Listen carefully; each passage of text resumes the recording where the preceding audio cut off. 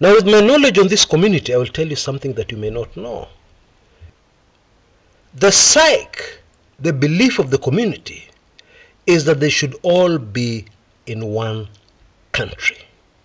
Okay? Now, before you start screaming and judging, let me give you a little piece of history, which is very instructive.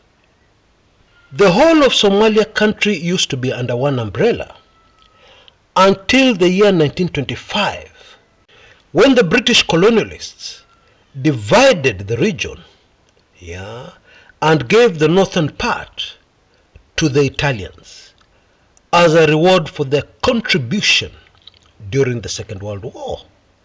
And of course the Brits retained the southern half of Somali country, which they named the Northern Frontier District, which of course is today the northeastern region of the country.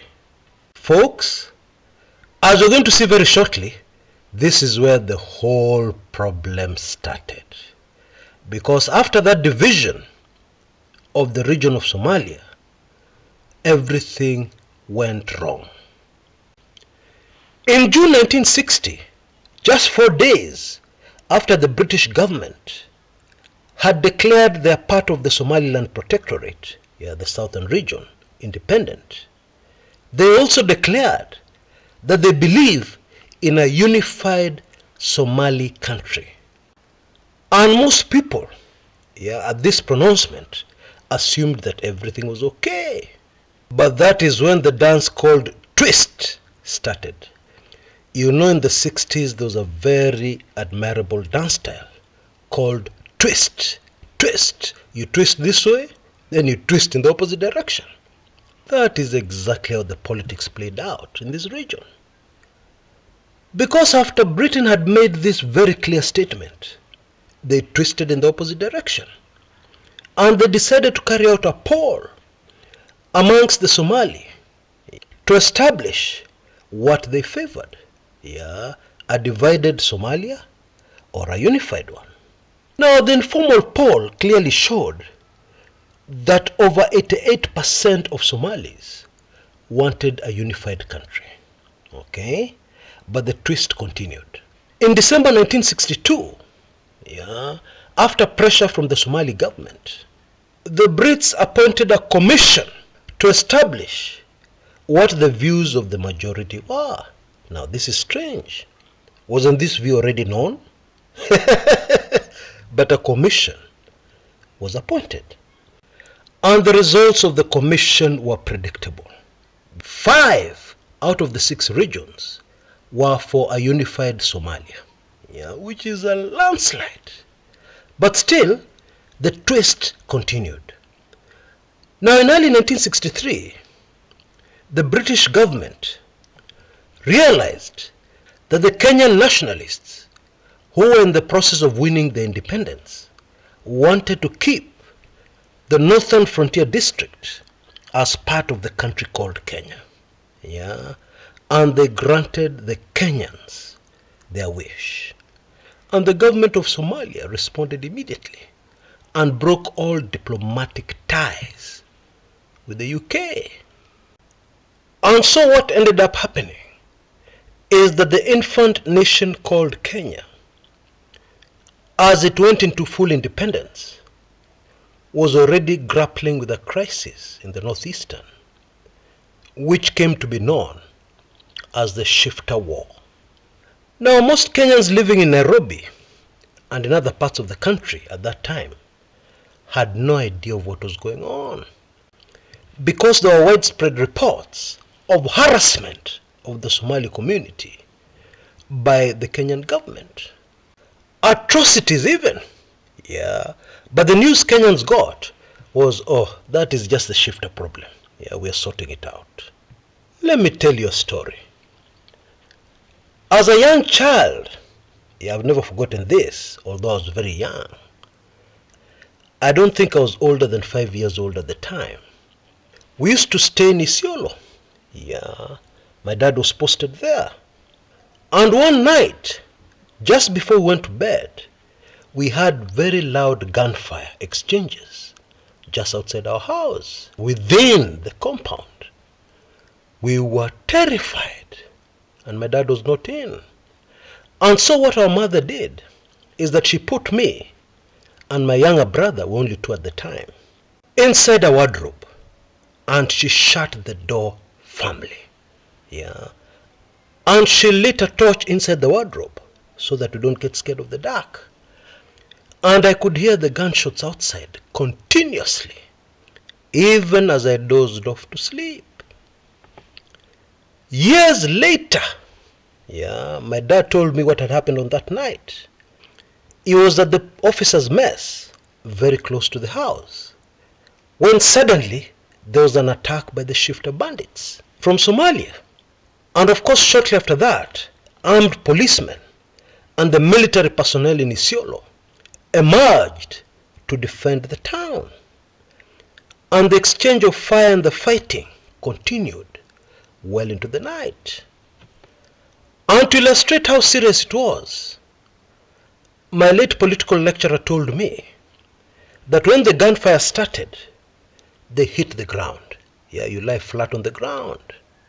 And somebody switched off the lights, so that they're not easy targets.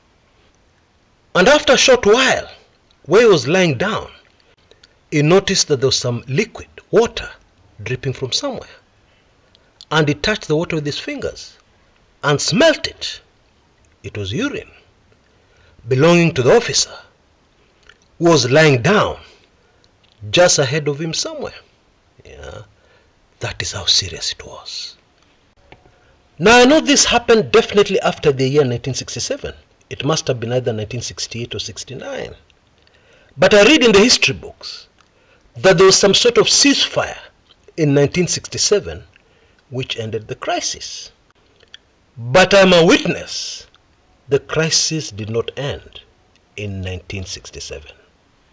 And so the question I want to leave you with is the following. Is the idea of a unified Somalia dead?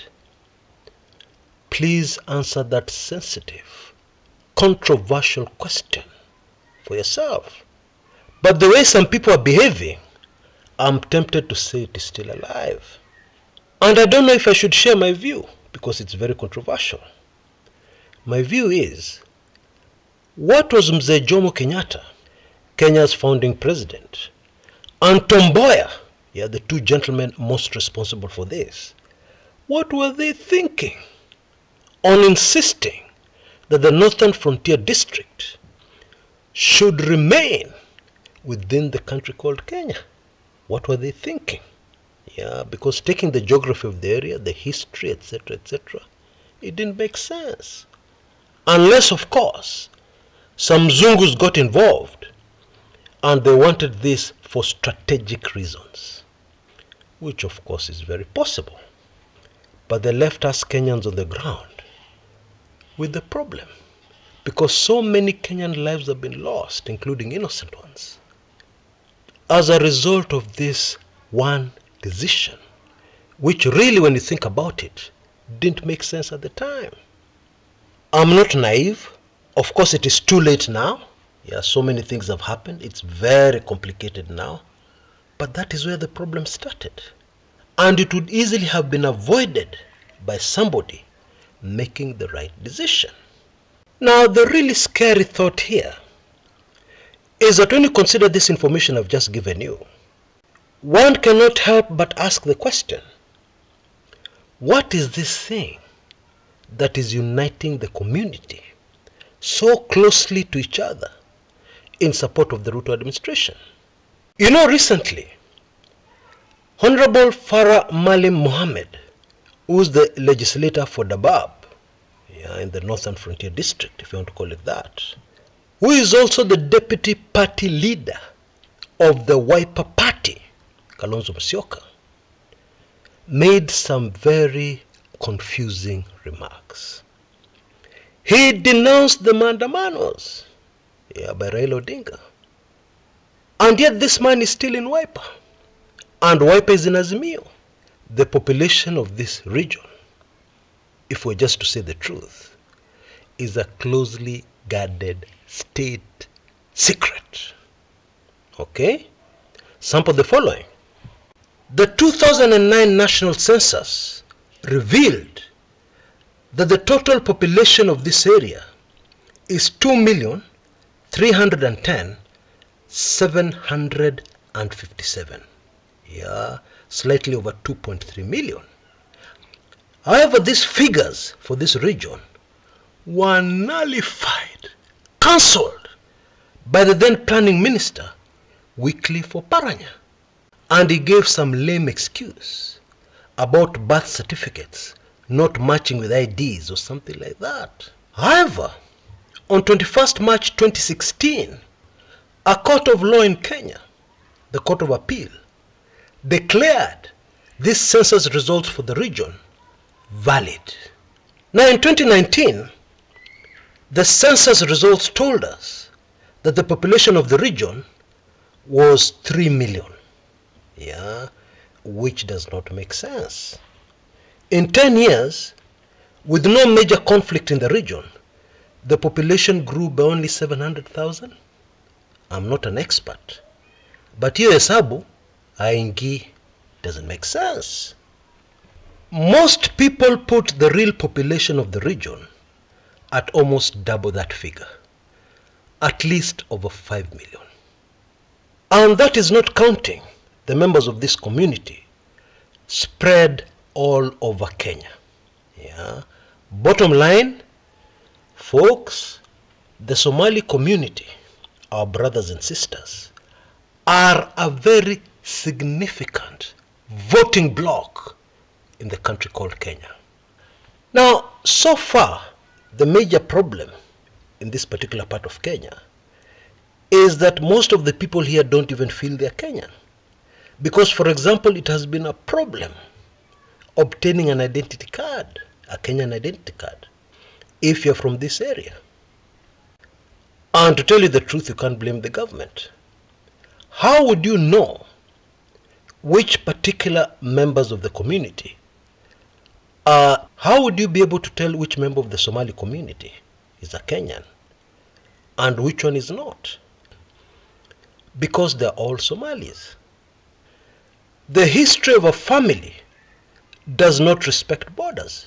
Yeah, you could be living in Kenya, your uncle is in Somalia, your grandfather is in Somalia, most of your people are in Somalia, and you're living in Kenya. So are you a Kenyan or are you a Somali national?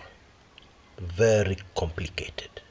Now, the latest is that I understand it is no longer a problem for members of the community to get ID cards. This government has loosened restrictions, and some Kenyans have security concerns over this policy decision. And all this is happening when people are looking for the first time at the Somali community as a significant voting bloc in Kenya. Because you need a Kenyan ID to get a voter's card. I'm sure you follow me. Hii Kenya yetu tuko kwa shida. In a country like Kenya, where there are over 40 different communities, there's been a lot of complaints from Kenyans about the appointments being made by the current administration of President William Samoei Ruto. And there have been complaints for a long time about appointments, most appointments coming in from our brethren in the Rift Valley region. More recently, Kenyans have focused on the appointments of Kenyan Somalis to various dockets within the security sector. And the analysis by a vast majority of Kenyans has been as follows. Ruto is looking to 2027, and therefore he wants the entire Somali vote, dig deeper by asking questions. And I have a few. Why only the security docket? Because the assumption is that appointments to the security sector of government will guarantee William Ruto votes in 2027. Although I don't like talking about 2027, because 2027 is centuries away. With the problems we're facing in Kenya today, how are we going to reach 2027? We need to first of all start by sorting out the issues on our plate before we even think of 2025 or 2024, let alone 2027. And my next question, which in my opinion is even more important, is, can we consider that this is much deeper than Kenyans are thinking? Can we consider the fact that for you to make a deal with a community, you have to give them what they want before you can ask for what you want? That is normal in politics. And so we also have to look at the question, what do the Somali community really want?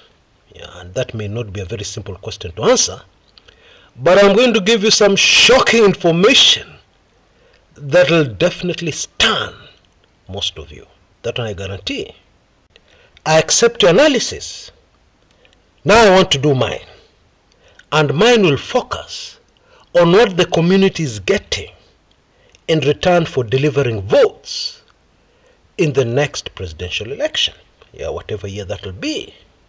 And maybe at this juncture, we need to note that indeed there's plenty of evidence to suggest that our brothers and sisters from this honorable community have circled their wagons. Okay? They're together, united in supporting Ruto. Okay? Whichever side of the political divide they belong to. Now that's a very, very telltale sign. And in my view, it is very clear evidence that the community are looking for something.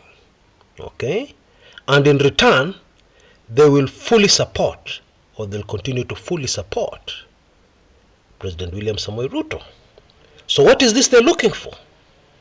Now the answer you'll receive from most Kenyans is because the Somali community are very good business people, very skilled traders, and they control a major part of the Kenyan economy.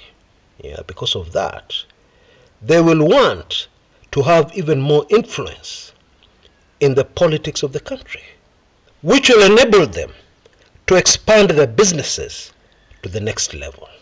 Okay, this is what most people are saying.